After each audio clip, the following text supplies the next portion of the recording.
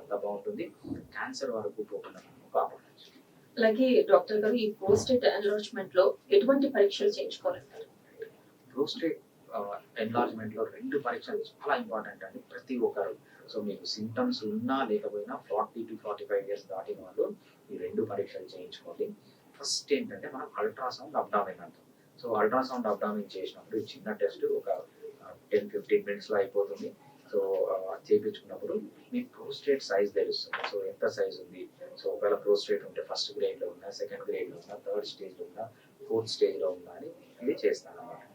దీంతో పాటు ఇంకో చాలా ఇంపార్టెంట్ టెస్ట్ ఏంటంటే పిఎస్ఏ అంటాం. ఇది చాలా సింపుల్ టెస్ట్ కాకపోతే ప్రతి ఒక్కరు చేయించుకోండి.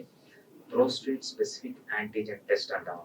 ఈ టెస్ట్ వల్ల ఏం తెలుస్తుందంటే ప్రోస్టేట్ ఏమన్నా క్యాన్సర్‌గా మారే ఛాన్స్ ఉందా?